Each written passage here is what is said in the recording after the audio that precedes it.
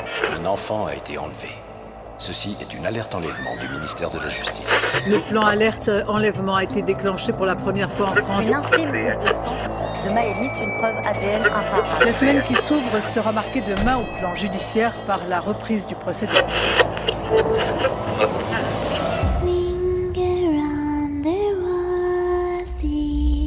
Bienvenue dans les Minutes de l'horreur pour un épisode hors série d'Halloween où on va parler du Blue Wall Challenge et de Jonathan Galiendo. En faisant mes recherches sur ce challenge qui date de 2015, des choses horribles et une façon de manipuler que je ne connaissais pas. Je ne vais donc vous donner aucun lien, aucune information précise pour ne pousser personne à réaliser ce challenge. Ce podcast a pour but de dénoncer ces pratiques, faire découvrir cette histoire et ce défi qui refait surface depuis quelques mois maintenant, mais sous une forme encore plus dangereuse. Le cyberharcèlement est malheureusement de plus en plus fréquent.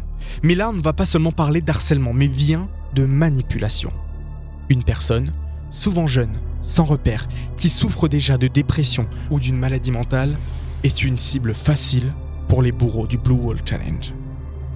Le Blue Wall consiste à relever un défi par jour pendant 50 jours, le dernier étant de se donner la mort. Vous connaissez sûrement ce défi, mais depuis quelques mois, il revient en force en France et en Belgique. Alors, légende urbaine ou réalité terrifiante? Aujourd'hui, dans les Minutes de l'horreur, zoom sur le Blue Wall Challenge et Jonathan Galiendo. Toutes les informations qu'on a sur le Blue Wall Challenge et Jonathan Galiendo sont plutôt floues. Personne ne sait réellement si les deux challenges sont liés, combien de suicides sont dus à ces challenges, et toutes les informations que j'ai pu récupérer sont parfois des hypothèses et beaucoup de personnes se contredisent. Avant de commencer ce podcast, vous devez savoir que j'ai fait un travail de recherche énorme pour vous donner des informations qui sont validées ou qui reviennent le plus souvent. Il est possible que vous ayez vu ou entendu des informations différentes. Si c'est le cas, n'hésitez pas à me contacter sur Instagram @lesminutesdel'horreur pour qu'on puisse en débattre ensemble. Le Blue Wall Challenge a vu le jour en 2015 en Russie. En France, ce nom veut dire le challenge de la baleine bleue.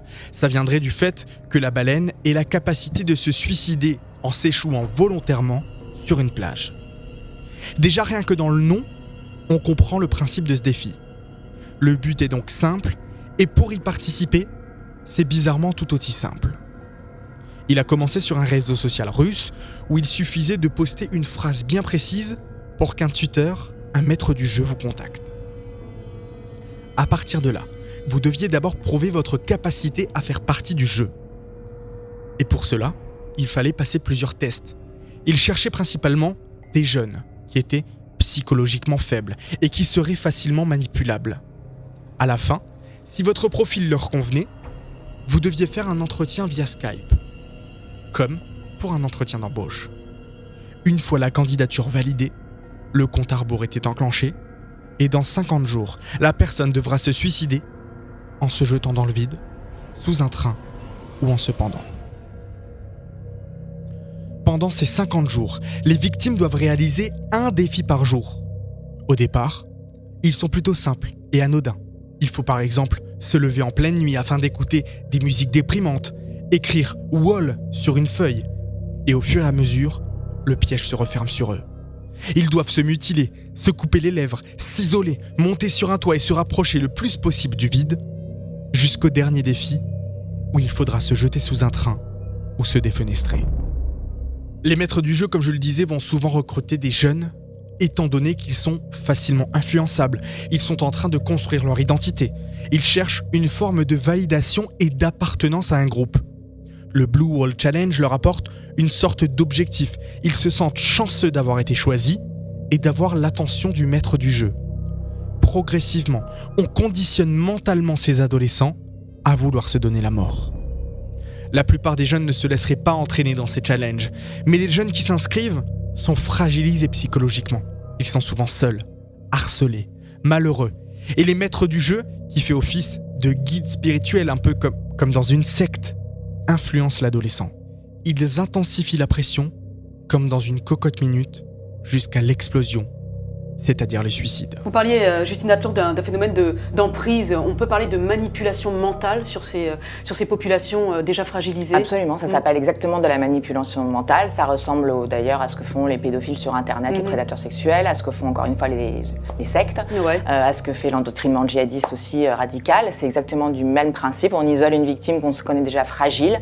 On va lui dire qu'il n'y a que nous qui sommes une bonne personne pour eux, que l'entourage est mauvais, et surtout garder le secret de cette relation. Et à ce moment-là, on isole, on prend sous emprise et on manipule jusqu'au bout. Donc il faut savoir que les tuteurs qui seraient tentés de se mettre dans ce jeu sont dans de l'incitation au suicide. C'est pénalement puni par la loi et c'est très grave.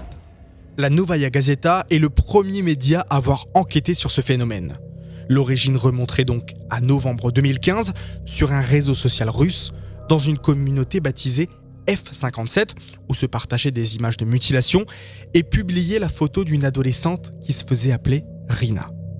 Elle s'est suicidée quelques heures plus tôt en se jetant sous un train. La jeune fille, qui connaissait des problèmes familiaux, qui venait de se séparer de son petit copain, et très vite, un bruit court. Rina serait en fait la première victime d'un jeu très mystérieux, le Blue Wall Challenge. D'autres groupes similaires au F57 vont alors se créer, et ils vont commencer à entretenir un véritable culte morbide autour de Rina et du jeu. 3 hommes dont les noms ressortent régulièrement seraient à l'origine de ce jeu. Philip Fox, arrêté en novembre 2016 pour incitation au suicide, Philippe Liss et Morkitov. Le jeu est donc assez répandu et seulement répandu en Russie. Mais très vite, la rumeur de ce défi va se propager dans le monde entier. Il y aura beaucoup d'engouement sur le sujet, le côté mystérieux, sectaire, morbide attire beaucoup les médias et beaucoup de youtubeurs vont faire des vidéos sur ce sujet. Et donc les jeunes du monde entier seront très vite exposés à ce challenge. Et même si ce défi va faire le tour du monde, il va changer selon les pays. Dans certains pays, les jeunes ne rencontreront pas leurs tuteurs, dans d'autres, ils vont les rencontrer, etc., etc. Même si les règles changent, le but du jeu reste le même. Au bout de 50 jours, les jeunes devront se suicider. En France, on dénombre à ce jour une dizaine de participants et 1 ou 2 victimes. Mais au total, on estime le nombre de suicides dus à ce challenge à plus de 150 jeunes à travers le monde. En France toujours, un jeune adolescent a fait ce challenge et a réussi à s'en sortir. Il a volontairement témoigné pour expliquer toutes les techniques que les tuteurs utilisaient pour manipuler les jeunes. Sa tutrice le réveillait en pleine nuit pour lui ordonner de réaliser ses défis. Elle lui demandait systématiquement des preuves. Elle est allée jusqu'à fouiller dans sa vie en lui indiquant où il habitait, combien de frères et sœurs il avait, pour prouver à l'adolescent qu'elle connaissait tout de lui et que s'il ne faisait pas les défis qui lui étaient donnés, elle s'en prendrait à sa famille. Petit à petit, même si le jeune homme voulait s'arrêter, il était sous l'emprise de sa tutrice. Je suis allé jusqu'au 47e défi et là on m'a demandé de me scarifier F57 sur la hanche. Ça veut dire quoi, F57? Je sais pas du tout, c'est sur les fiches de défi. Tu les as jamais au téléphone? Non. Tu les rencontres jamais? Non, je les ai jamais rencontrés. Par contre, eux, ils savent plein de choses sur toi. Oui, ma tutrice savait beaucoup de choses sur moi. Toi, tu as eu une femme. Oui. Qu'est-ce qu'elle t'a demandé de faire, par exemple? De me lever en pleine nuit, regarder des films, c'est déprimant, des tas de trucs, oui. Je pense que j'ai fait une énorme bêtise pour rester poli. Depuis 2018, le challenge a en partie cessé d'exister grâce aux mesures prises par les différents gouvernements, les réseaux sociaux et les préventions faites dans les écoles ou sur Internet. Mais depuis cet été, le Blue Wall Challenge serait de retour, illustré d'un visage et d'un nom, Jonathan Galiendo. Mais qui est donc Jonathan Galiendo? C'est la question que se posent de nombreuses personnes. Déjà, ce nom est un pseudo. La personne qui est prise pour le représenter est un cosplay assez glauque fait par un cosplayer assez réputé pour Halloween. Un homme a réutilisé ce cosplay quelques années plus tard sur TikTok et a fait des vidéos très bizarres et assez dérangeantes. Malgré ça, ces vidéos, on ne sait pas pourquoi, elles ont cartonné. Certains ont eu plus d'1 million de vues et donc des personnes ont repris ce personnage pour l'utiliser à des fins morbides car c'était un visage qui était devenu connu. depuis quelques mois, les Jonathan Galiendo contacteraient directement les jeunes sur Instagram, TikTok ou WhatsApp. Toujours sous ce pseudo et avec la photo de profil de Jonathan Galiendo. Il les contacte pour les obliger donc à jouer au Blue Wall Challenge. Et c'est là que ça devient encore plus dangereux. Maintenant, les tuteurs du jeu ne vont pas tout simplement attendre que vous les contactiez. Ils vont, sous l'alias de Jonathan Galiendo, vous observer pendant plusieurs jours, parler avec vous, tout apprendre de votre vie.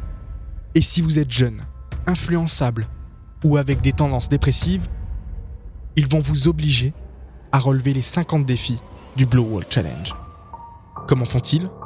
Ils vont vous faire croire qu'ils détiennent des informations sur vous, votre numéro, vos photos, votre adresse et votre adresse IP.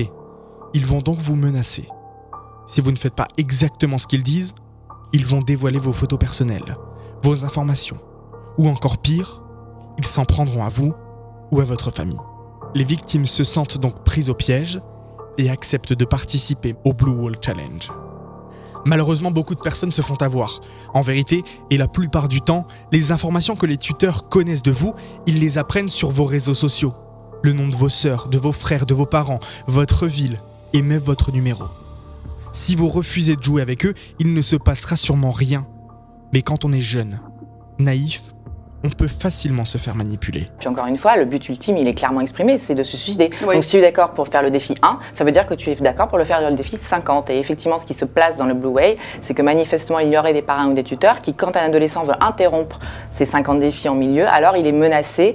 On lui dit, si tu arrêtes, on va s'en prendre à tes proches, à ta famille, à ton chien, à tes amis, etc. Et donc là, on a des adolescents qui parfois commencent, aimeraient arrêter, sont sous emprise, parce que c'est vraiment de l'emprise qui peut se passer, et hésitent à arrêter ou ont peur, parce qu'ils ont vraiment cru, ils croient que cette personne va venir effectivement apporter atteinte à leur vie ou à leurs proches.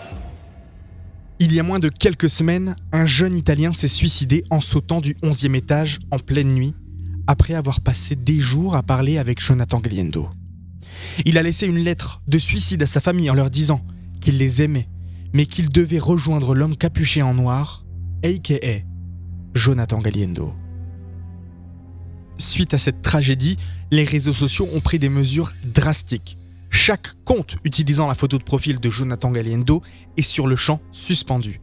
Les États du monde entier ont aussi pris des mesures, notamment dans certains pays, dont la France, où la prévention est renforcée. Des personnes viennent dans des écoles pour apprendre aux jeunes à faire attention, à bien utiliser les réseaux sociaux et surtout, ils leur apprennent la dangerosité souvent bien oubliée de ces réseaux. Alors, légende urbaine ou réalité ? Malheureusement, même si tous les détails du Blue Wall Challenge et de Jonathan Galiendo sont encore très flous, c'est une réalité. Protégez vos petits frères, vos petites sœurs, vos cousins, toutes les personnes plus jeunes que vous. Et faites toujours très attention quand vous rencontrez quelqu'un sur les réseaux sociaux. Car même s'il n'a pas la photo de profil de Jonathan, qu'il ne vous oblige pas à jouer au Blue Wall Challenge, n'oubliez jamais que vous ne savez pas réellement à qui vous êtes en train de parler. Merci d'avoir écouté ce petit épisode hors série d'Halloween sur le Blue Wall Challenge et Jonathan Galiendo. N'hésitez pas à me suivre sur Instagram, je vous rassure, là il n'y a rien de dangereux, @les minutes de l'horreur. Partagez ce podcast à tous vos amis, sur vos réseaux sociaux. Si ça vous a plu, n'hésitez pas à mettre 5 étoiles sur Apple Podcast. Et nous, on se retrouve, j'espère, très bientôt pour découvrir ensemble de nouvelles affaires criminelles. En attendant, prenez bien soin de vous, car ce n'est pas seulement pendant Halloween qu'il se passe les choses les plus terrifiantes.